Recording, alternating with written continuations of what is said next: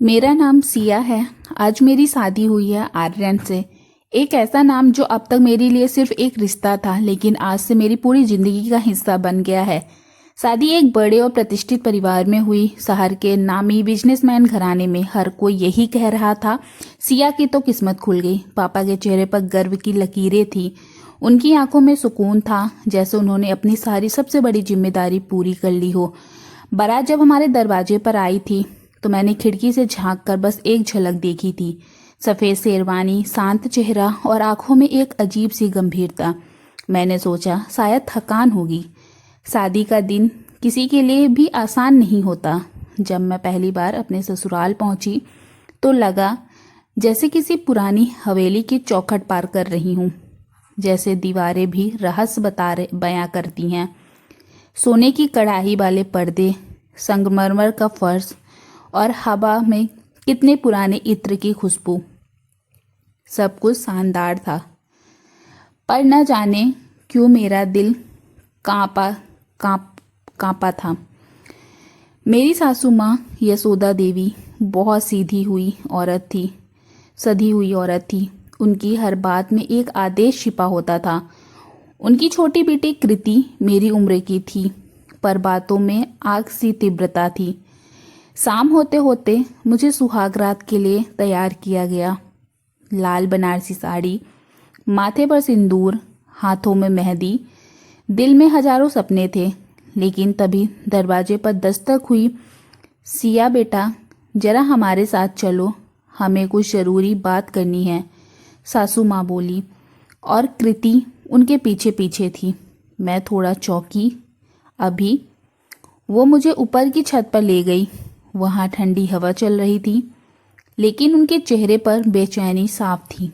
सिया, सासू माँ ने कहा, जो हम बताने जा रहे हैं उसे सुनकर तुम्हें झटका लगेगा, लेकिन हमें तुमसे यह बात छुपानी नहीं चाहिए थी।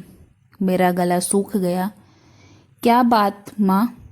कृति आगे बढ़ी। भाभी, आर्यन पूरी तरह ठीक नहीं है। मतलब? मैंने हकलाते हुए पूछा।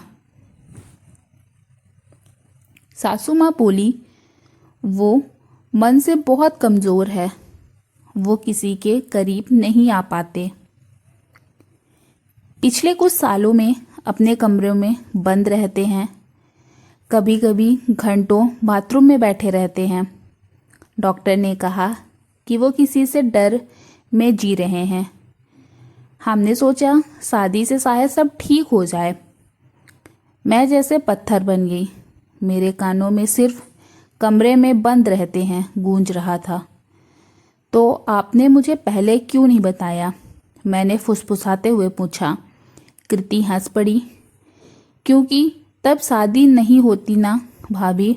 माँ ने सोचा बहू आ जाएगी तो आर्यन बदल जाएगा। सासू माँ ने जल्दी से उसे रोका। बस कृति। मैं बिना कुछ कहे नीचे लौट आई। कमरे में सन्नाटा था। थोड़ी देर में आर्यन आए, शांत, फीके और नजरें झुकाए। तुम थक गई होगी, उन्होंने धीमे से कहा। फिर बोले, मैं थोड़ा ताजा होकर आता हूँ, और सीधे बाथरूम में चले गए। मैं उसी पल समझ गई, वही बात जो माँ ने कही थी सच है। लेकिन तब वो बाहर आए तो उन्होंने कुछ नहीं कहा, सिर्फ खिड़की से बाहर देखते रहे, जैसे किसी अंधेरे में खोए हों। सुबह जब मैं बाथरूम में गई तो वहाँ एक छोटा सा डिब्बा रखा था, जिसमें एक चांदी का लॉकेट था और एक note, to my moonlight bride. मेरी सांस थम गई। यह तो किसी प्यार करने वाली की निशानी थी। फिर सासू माँ ने जो कहा वो झूठ क्यों लगा। मैंने उस डिब्बे को छिपा कर रख लिया और तय किया, मैं सच का पता ज़रूर लगाऊंगी। शाम को मैंने नौकरानी गोमती काकी से पूछा, आर्यन जी कैसे हैं? हमेशा ऐसे ही रहते हैं क्या? काकी ने झिझकते हुए कहा, बिटिया, आर्यन बाबू बहुत अच्छे हैं, पर जब से उनकी मंगेतर रिया का एक्सीडेंट हुआ वो टूट गए। 3 साल हो गए, पर वो उस सदमे से उभर नहीं पाए। मालकिन और कृति जी ने तो उनका इलाज तक बंद करवा दिया। कहती हैं कि मर्द की कमजोरी शोभा नहीं देती। मैं सन्न रह गई। तो यह मामला बीमारी का है, दिल टूटने का था। उस रात मैंने आर्यन से कहा, क्या आप मुझसे एक बात कहेंगे? उन्होंने चुपचाप सिर हिलाया। मैंने लॉकेट दिखाया। यह क्या है? उनकी आंखें भर आई। ये रिया का था। उन्होंने कहा, शादी से एक हफ्ता पहले वो चली गई थी। माँ चाहती थी कि मैं उसे भूल जाऊं, पर मैं अब तक नहीं भूल पाया। मैंने उनकी आंखों में देखा, वह कोई कमज़ोर नहीं थे, वह बस टूटा हुआ इंसान थे जिसे किसी दोबारा जीना नहीं सिखाया। मैंने बस इतना कहा, शायद अब वक्त आ गया है कि चांद के उस पार की यादों को छोड़कर नए सवेरा को अपनाएं। धीरे धीरे आर्यन खुलने लगे। वो अब बाथरूम में नहीं छिपते थे, बल्कि बगीचे में आकर मुझे कहानियाँ सुनाते थे। हम दोनों साथ में पौधे लगाते और हर शाम लॉकेट को चांदनी में रख देते, जैसे बीते दर्द को रोशनी में बदल रहे हों। लेकिन सासू माँ और कृति को यह बदलता रिश्ता मंजूर नहीं था। एक दिन उन्होंने मुझे कमरे में बुलाया और कहा, तुमने आर्यन को अपने बस में कर लिया है। वह अब हमारी बात नहीं मानता। तुम्हारा असर इस घर के लिए अच्छा नहीं है।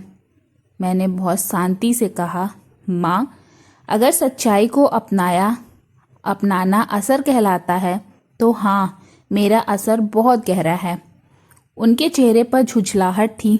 उन्होंने धमकी दी, अगर तुम चाहो तो मैं यह रिश्ता ख़त्म करवा सकती हूँ। मैंने मुस्कुरा कर कहा, रिश्ते ख़त्म धमकी से नहीं, गलतफहमी से होते हैं, और वह अब ख़त्म हो चुकी है। अगले दिन मैंने पूजा रखवाई। पूरा परिवार और रिश्तेदार आए।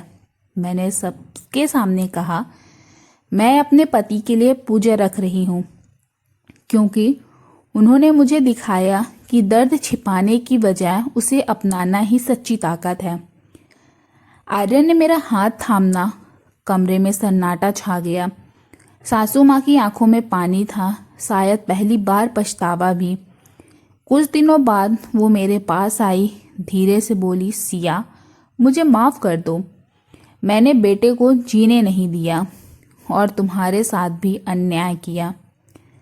मैंने बस इतना कहा, माँ, माफ़ी की नहीं, शुरुआत की ज़रूरत है।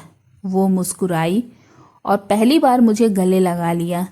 कृति कुछ ही दिनों बाद अपने ससुराल लौट गई और हवेली की दीवारों में अब डर नहीं, हंसी गूंजने लगी। आज हमारी शादी को 6 महीने हो गए हैं। आर्यन हर रात वही लॉकेट मेरे गले में पहनाते हैं और कहते हैं, अब यह मेरी मूनलाइट ब्राइड की निशानी है। कभी कभी मैं सोचती हूँ, अगर उस रात में डरकर पीछे हट जाती तो शायद आज यह घर फिर वह मकबरा होता। प्यार की सबसे बड़ी ताकत यही है, वह टूटे हुए को भी जोड़ देता है। और आज मैं जानती हूँ, कभी कभी चांद के उस पार भी सूरज उगता है।